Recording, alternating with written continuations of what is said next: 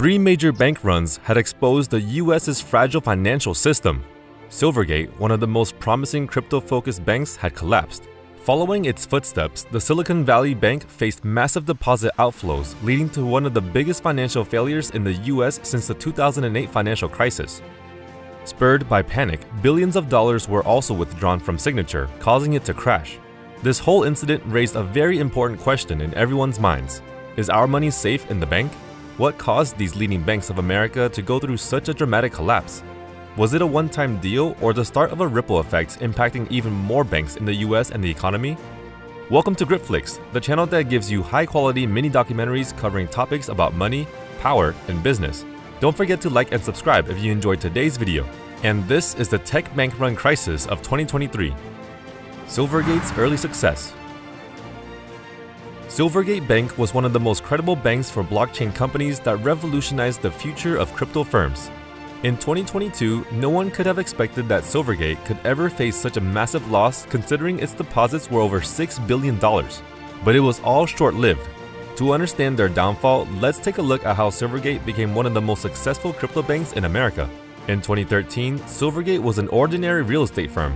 Later in 2013, its CEO, Alan Lane, invested in Bitcoin as a personal venture. That opened his eyes to the crypto world and he decided to transform the bank into a crypto-focused firm. After going public in 2019, Silvergate never stopped thriving. In 2020, they became one of the central dollars to cryptocurrency interchange points with its stock price rising by 1,580% thanks to the reliable Silvergate Exchange Network or SEN. Silvergate ended up receiving some of the biggest crypto clients, including Coinbase, Kraken, and Paxos, which made it bloom alongside the crypto industry. However, the reverse was also true. The crypto decline in 2021 put them in a precarious position. The Silvergate Collapse. The bank's problems mainly started due to this guy. Sam Bankman-Fried, the wonder child of crypto, turned into its worst enemy. When FTX collapsed in November 2022, it triggered an earlier bank run of $8.1 billion from Silvergate as clients panicked over the industry's stability. This bank run alone had cost Silvergate a massive $1 billion loss, forcing it to sell assets and bonds to offset the withdrawals and borrowed $4.3 billion from the Federal Home Loan Bank of San Francisco. Now that the crypto markets were crumbling following FTX's collapse, Silvergate found their deposits and transactions dwindling. Not surprising, since $150 million of the bank's deposits had been held by customers filing for bankruptcy protection in December. They had to lay off 200 employees, or about 40% of their workforce. The curtain was falling on the ailing bank. Fast forward to 2023, news broke that federal investigations were underway to check Silvergate's role with SBF and FTX. While it was unclear if Silvergate had committed any crime, the news alone devastated their credibility. Soon enough, as large crypto exchange clients such as Coinbase, Kraken, and Paxos started moving away from the bank, Silvergate was forced to shut down its network and operations, announcing its closure. Silvergate's heavy bet on the crypto industry went bust, and they had no diversification to fall back on. Unfortunately, Silvergate was only the first domino to fall amidst a brewing financial storm. Rise of the Startup Bank. The situation at Silicon Valley Bank was similar to that of Silvergate. Customers wanted their deposits back and the bank didn't have enough cash on hand. The scale of SVB, however, was much bigger than Silvergate. SVB was the 16th largest bank in America that offered loans and banking to several tech venture capitalists. The bank soared high during the COVID-19 pandemic as the crypto and startup scenes were also booming. 2020's tenuous global economy paved the way for the rise of new, agile companies that got major funding from venture capitalists. Since SVBs were well known to the VCs, many of them encouraged these startups to open accounts with SVBs to store their funds. This led to massive growth on SVB's balance sheet. In 2020, SVB only had a total of $60 billion in its deposits. By 2022, that number had grown to $200 billion. More than 300% growth in only 2 years?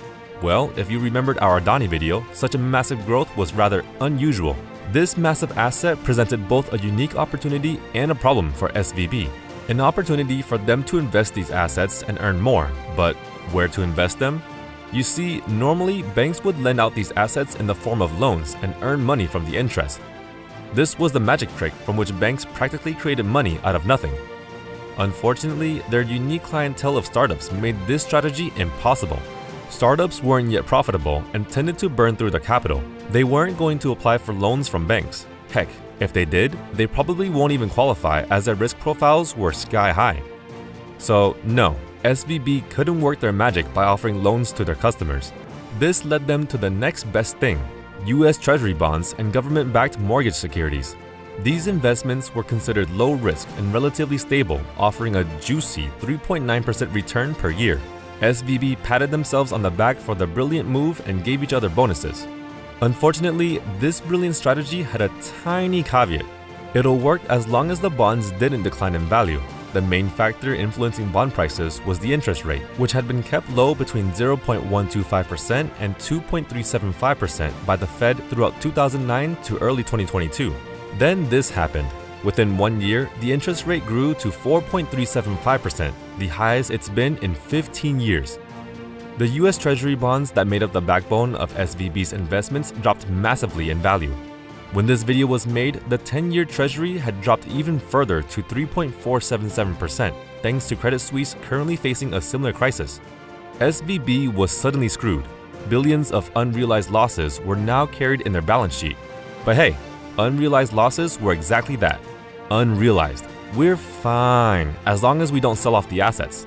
Then 2023 came, and we're seeing plenty of news about startups failing and layoffs. Many companies were facing liquidity problems and started withdrawing funds from their SVB accounts. Uh-oh, SVB now realized they have to realize those losses or they won't have enough capital for their customers to withdraw. The devastating SVB Bank Run.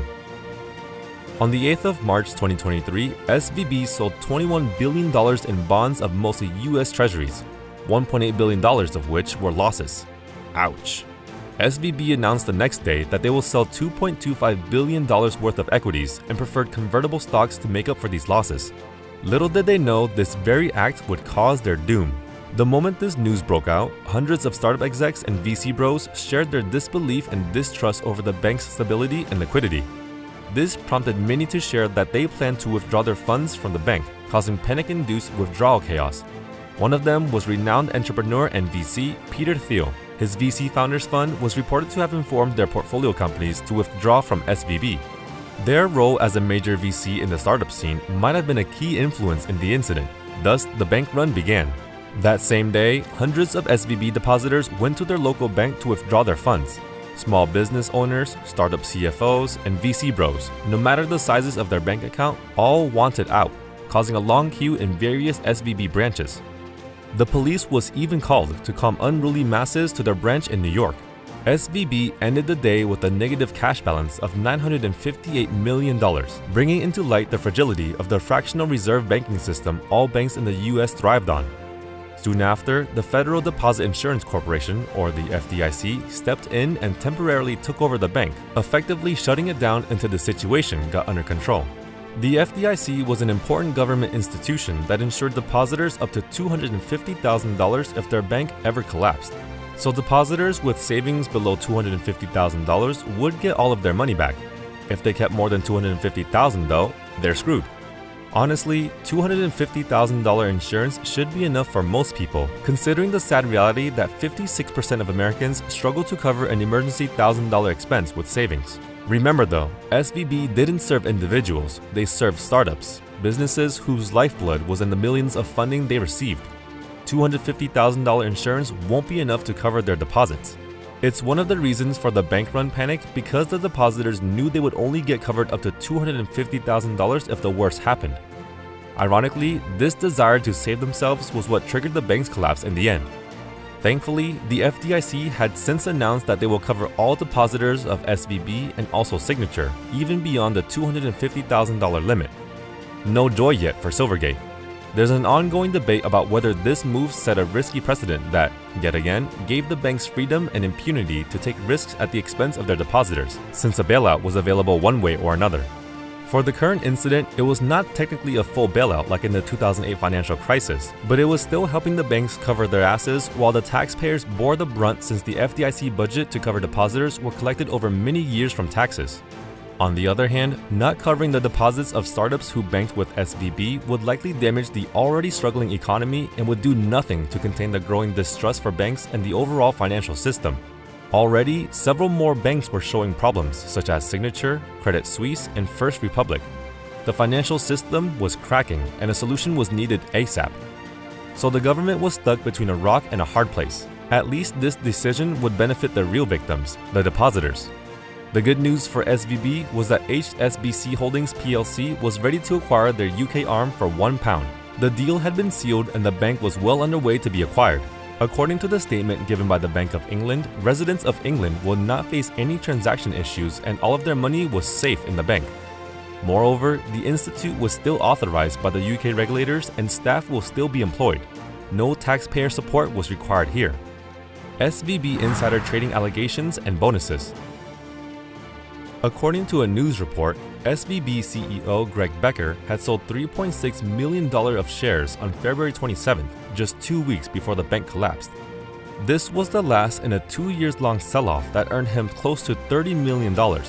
Other SVB executives, including CMO Michelle Draper, CFO Daniel Beck, and COO Philip Cox, had also sold off shares worth millions of dollars since 2021. A total of $84 million in shares had been cashed out by these executives over the past 2 years. They knew the party was over and they exited first. Perks of being the top dogs in a US bank, right? Interestingly, on Friday, just a few hours after when Silicon Valley Bank was taken over by the government, SVB paid out annual bonuses to their employees. Good news for the employees, but this was days before the FDIC decided they would cover all depositors despite the $250,000 limit. Were they thinking about the depositors at all? Transparency would be a headache for whoever was dealing with the aftermath. Signature Bank's crypto crisis. Joining these two major bank runs was New York's Signature Bank. The crypto lending bank collapsed suddenly just 2 days after the collapse of SVB. Within a few weeks, America witnessed its third biggest bank failure. This had provoked fear among bank customers that it could be another domino that fell, leading to an economic depression. Signature Bank was founded in 2001 and had mostly been an alternative to bigger banks for business owners. In 2018, the bank seized the opportunity to enter the crypto industry and skyrocketed to become one of the most trusted banks in the crypto world. They offered a full-time crypto payment service and received $16.5 billion in deposits. By the end of 2022, the bank had 40 branches with deposits worth more than $88.59 billion and $110 billion in assets. However, as with Silvergate, the crypto crash and FTX's collapse hit Signature hard. Back in December 2022, when crypto clients made up more than 1/5 of Signature's portfolio, the bank announced that they will reduce their crypto deposits from $8 to $10 billion.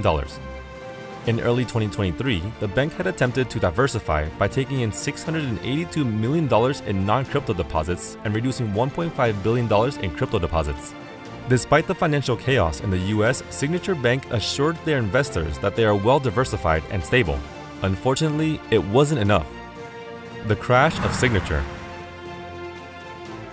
Customers who knew Signature was close with crypto feared the bank's stability considering what just happened to SVB and Silvergate. On Friday, Signature Bank too faced a bank run as both crypto and regular clients began to withdraw all their deposits. Larger banks like JP Morgan Chase and Citigroup benefited from their downfall as customers moved their deposits to these banks. No one in the bank forecasted anything until Friday when the bank suddenly collapsed. Following this bank run, bank stocks also dropped on its last trading day. Regulators had taken over the bank to protect the customers and safeguard the US financial system. The FDIC had reported that they would cover all depositors beyond the $250,000 insurance, like with SVB, while conducting a sales process so that the services may go uninterrupted. Federal regulators had since signed a contract with New York Community Bank Corp, who was willing to buy out Signature Bank. All 40 branches of the bank will now operate under one of New York's bank's subsidiaries called Flagstar Bank. Flagstar Bank will now own all deposits and loans of Signature Bank.